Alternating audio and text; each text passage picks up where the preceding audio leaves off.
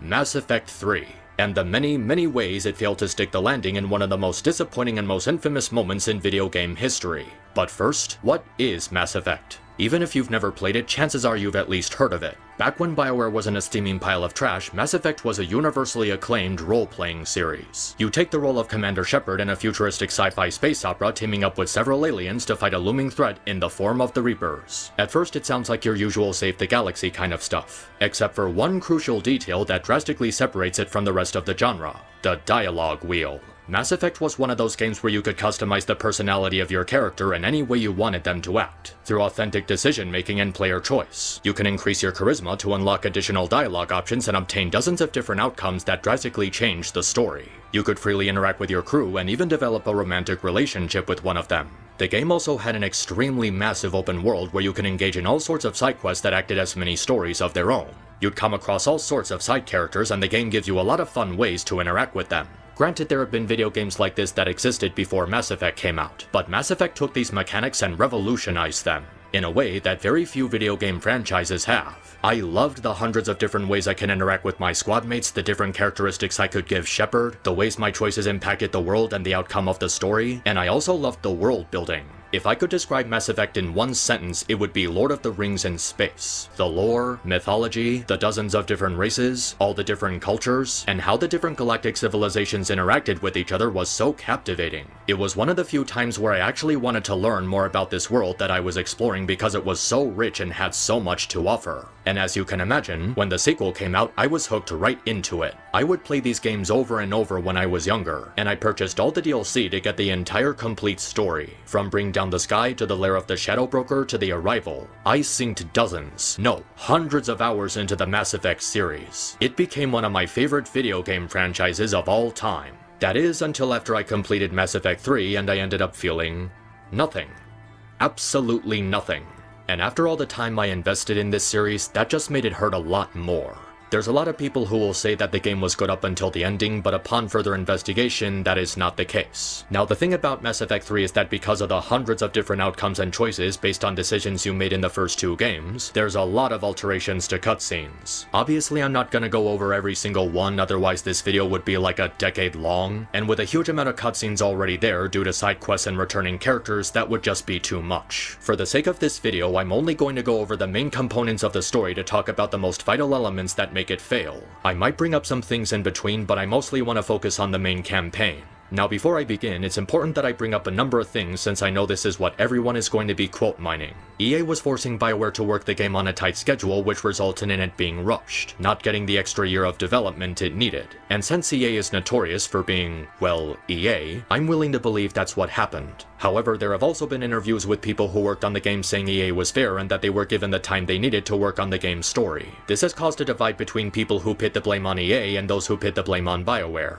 Well, regardless of whose fault it is, that doesn't change the quality of the final product. Needless to say, it's not very good. There's a lot of people who believe that the story was good up until the ending, and I don't blame anyone who may feel that way. The hype for this game was extremely massive, and after all the time people invested in the first two games, you wouldn't want to believe that it was for nothing. But now that it's years later, and the hype for this game has died out, it's made the huge problems with the narrative more and more apparent. Now, it's not like I'm the first person in the world to have problems with Mass Effect 3's story outside the ending, but it's definitely more widely agreed upon that the story was good throughout and that the ending was just a small dent in an otherwise flawless car. And don't get me wrong, Mass Effect 3 does have some very well written moments, some of them even being the best in the trilogy. But when you look at the entirety of the story as one collective entity instead of just separating the parts you don't like from the ones you do like, it falls apart. Just going by my own example, my favorite thing about Mass Effect 3's story is the character arc of Javic. There's no arguing with me, he's just the best character in the game. But this is probably just because they ended up downplaying the rest of your squad. James Vega is a forgettable, boring, run-of-the-mill blank slate. I've been around the Mass Effect community, and whenever people talk about their favorite squad mates, James is never even mentioned. Half the time I forgot he was even a character in the game until he appeared on screen.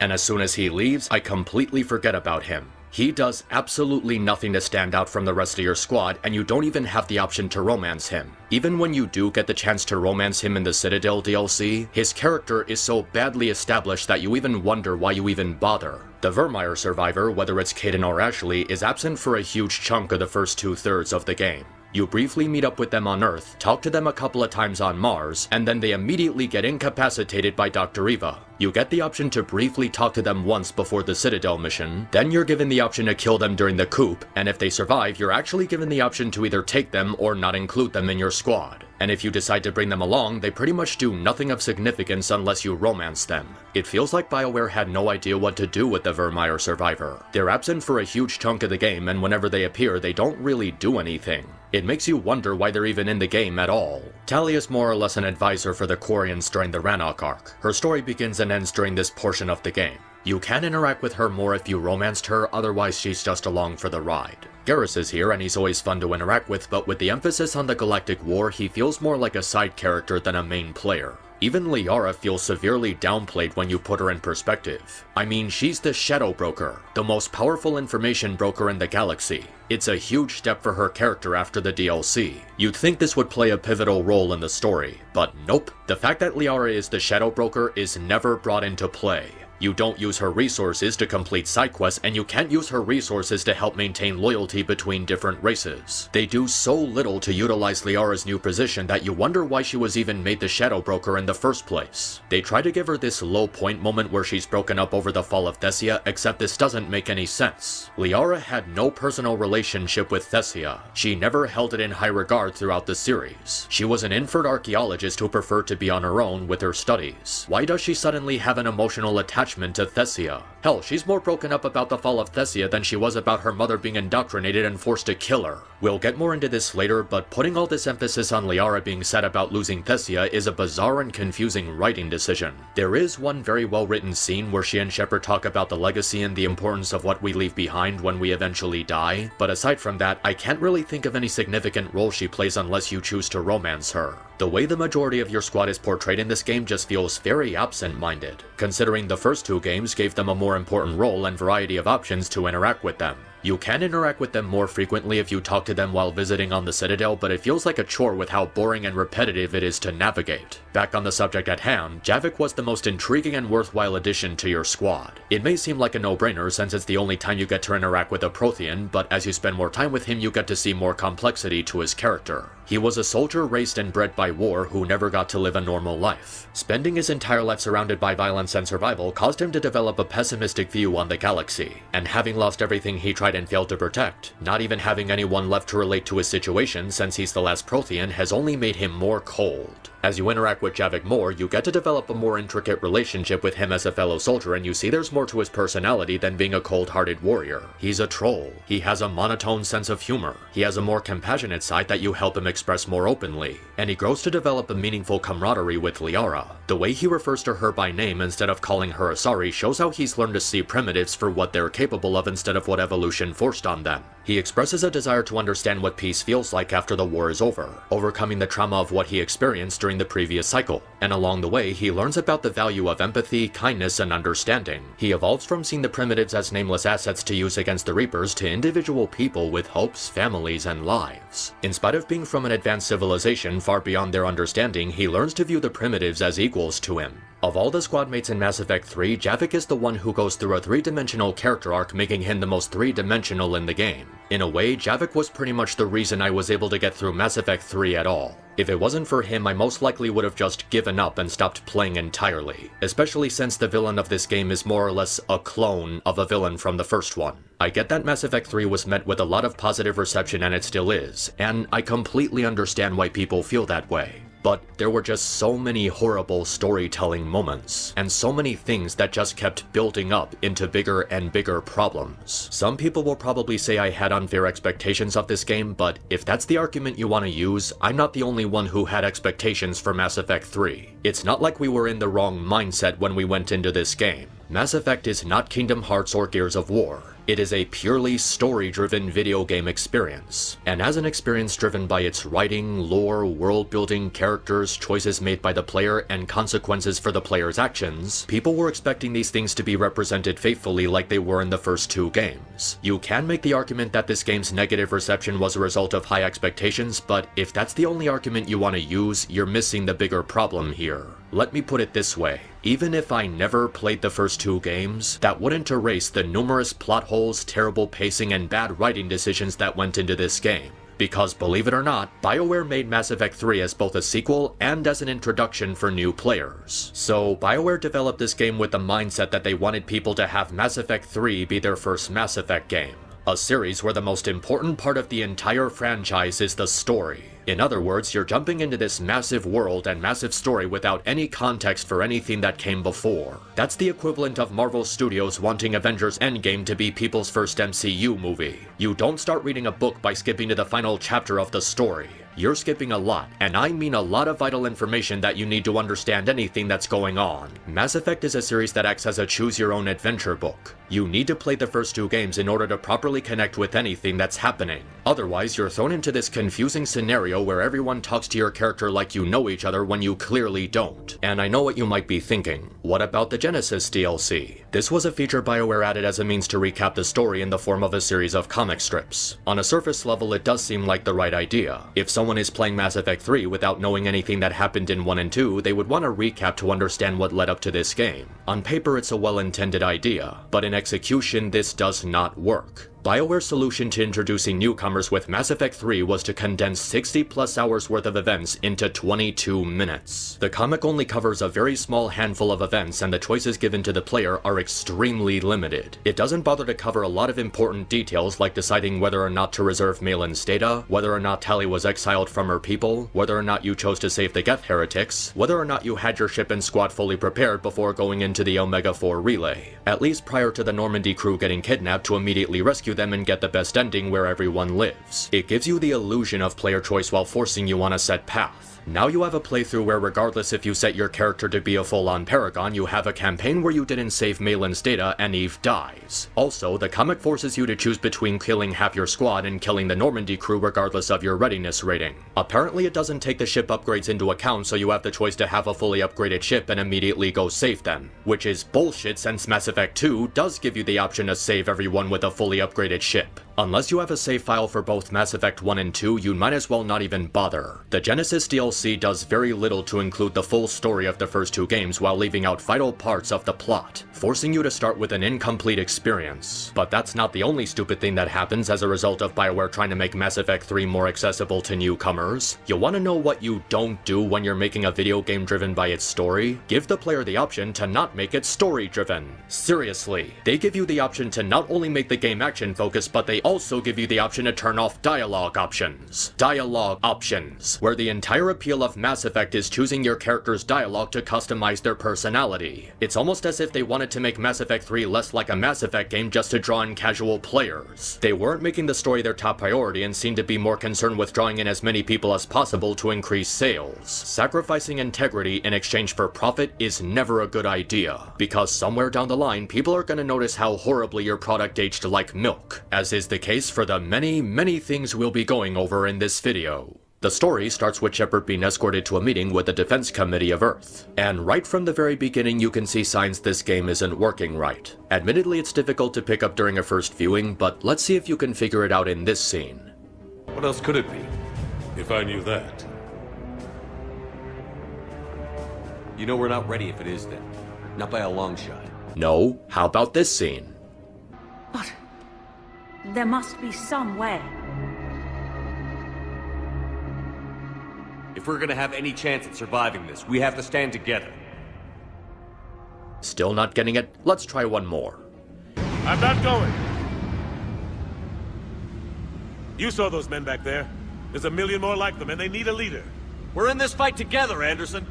If you haven't figured it out, the problem is that the role-playing aspect, which was vital to the series, is severely downsized. Throughout the game you have all these cutscenes where instead of giving the player a wider variety of dialogue options, all you have is 2. Either a Paragon choice or a Renegade choice with nothing in between. A lot of Shepard's dialogue is automatic, resulting in freedom being taken away from the player. Instead of gathering information and making decisions based on that info, you just pick whether to play good cop or bad cop. It's insultingly linear when the first 2 games offered more dialogue options and branching paths for conversations, especially considering the middle dialogue branch is almost always absent during key situations. Like, imagine if the focus on Sovereign option was removed during the end of Mass Effect 1. It would simplify the player's dialogue options instead of giving them a greater sense of freedom. Even if you want to make the argument it has the same result as let the Council die, that's not what what's being discussed here. The middle choice, the one that allows you to choose a path between Paragon and Renegade, is nearly non-existent in Mass Effect 3, taking away the more neutral aspects of Shepard's personality. It boggles my mind as to why BioWare thought this was a good idea in a series driven by player decision. Simplifying the dialogue wheel and making a large amount of cutscenes play with auto-dialogue takes away from the role-playing aspect that made Mass Effect famous. It would be one thing if this auto-dialogue was playing during a battle or an action scene, but Mass Effect 3 has so many points in its story where the player should have input but they don't get to have it. You might as well replace the dialogue wheel with a left or right sign, since it would be just as valid. So Shepard and Anderson are talking about a couple of things that happened in between Mass Effect 2 and 3, one of which being the destruction of Aratok at the end of Arrival. Now, if you were like me, you were expecting this to come back in a big way. The rivalry between humans and Batarians was established as early as Bring Down the Sky in Mass Effect 1.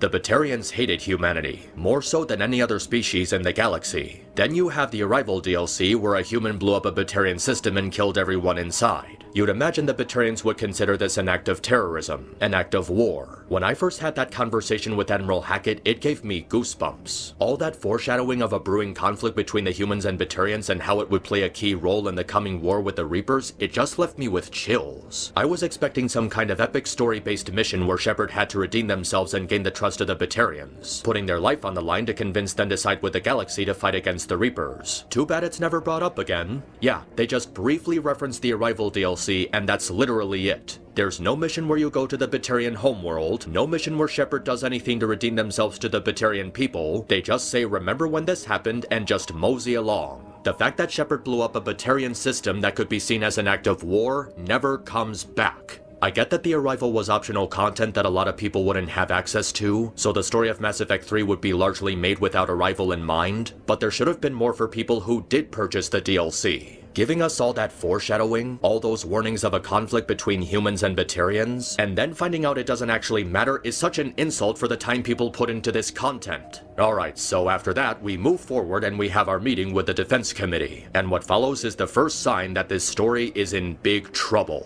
Apparently, the Alliance is shocked that the Reapers are coming despite that we've been warning them for 2 games, and yet they made 0 preparations to fight them. They accumulated no tactical data and didn't make any super weapons salvaged from Sovereign's remains. Are we boned? Yeah, we're boned. What the hell is wrong with you idiots? The Alliance military, the very same one that fought Sovereign at the end of the first game, made no preparations for this threat. A lot of people criticize Mass Effect 2 for not being about looking for a way to stop the Reapers, and after seeing this, I better understand where those criticisms were coming from. Why would the Council, the Alliance, or any other force in the galaxy not take the time to make preparations for the Reaper invasion? You're seriously going to dismiss that claim when you needed me to save your sorry ass from a Reaper? And even then, they didn't even bother to come up with any kind of strategy. Instead, you're relying on Shepard in spite of their inexperience in this field. Yeah, they led a suicide mission in Mass Effect 2, but that's a really small-scale situation compared to the Reapers. Also, there's this. What do we do?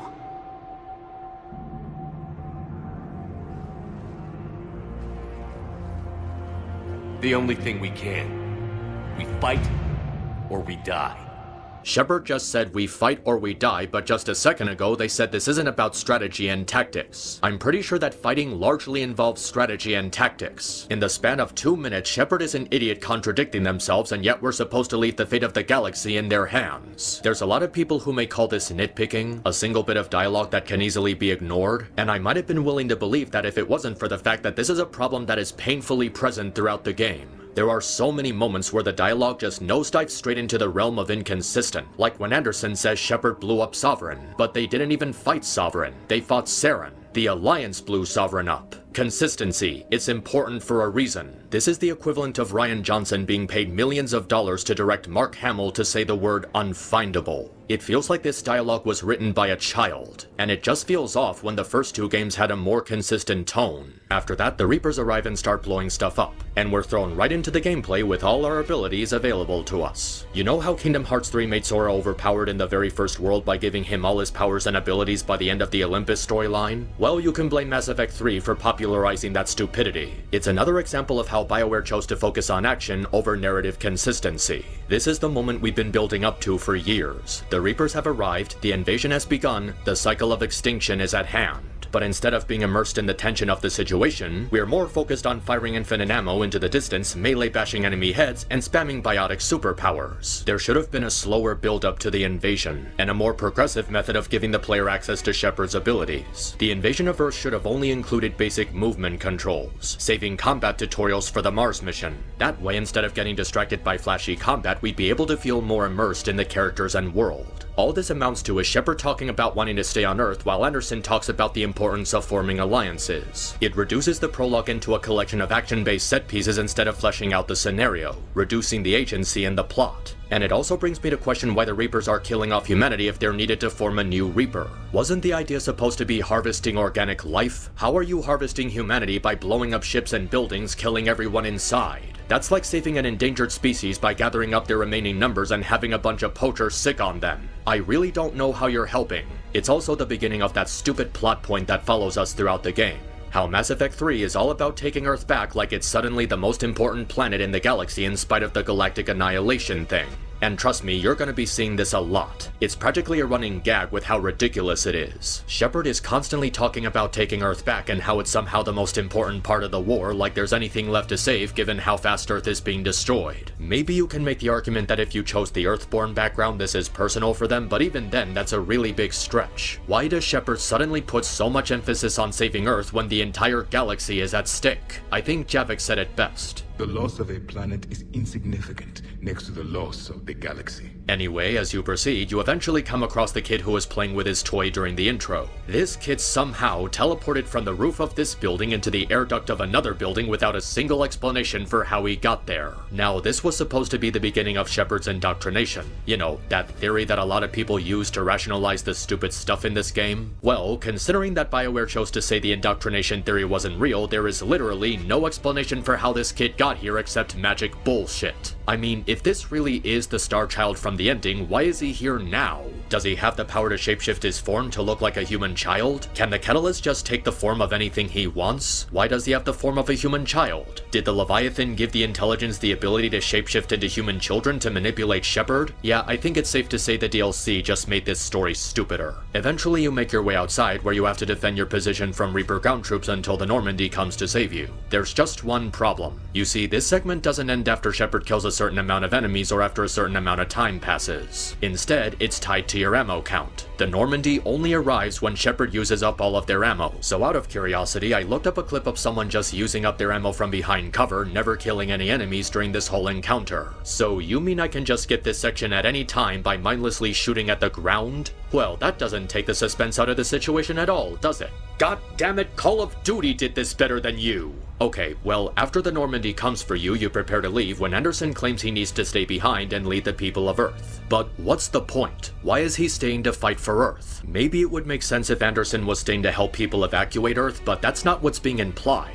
The reason he's staying on Earth is because he wants to lead the forces against the Reapers. It feels like an excuse to give Anderson a heroic moment, but there's no logical follow-up to it. There's no strategy to staying on Earth. You need to gather allies and alliances. Why are we even supposed to care about Earth at all? This prologue failed to establish anything significant about it. All we see is that teleporting Star Child that the player doesn't know or care about, and a defense committee that confirms how the Alliance was completely useless and unreliable. Maybe if we had been to Earth at some point before this moment, but we never get to explore Earth directly in either of the first two games. This is just making taking Earth back the focal point of the story for the sake of marketing. This entire prologue is just mindless nonsense on top of action set pieces. It's clear that BioWare made it this way to draw in casual players and newcomers, but from a storytelling standpoint, it makes no sense. Like, imagine if this opening mission really was your first exposure to Mass Effect. You'd have no idea what's going on, where we are, how we got here, or what any of these characters are saying, or doing, or why. And even as someone who does have context from the first two games, the pacing is unbelievably choppy. You're introduced to entirely new characters who aren't properly established, and yet you interact with them like you've known them since the first game.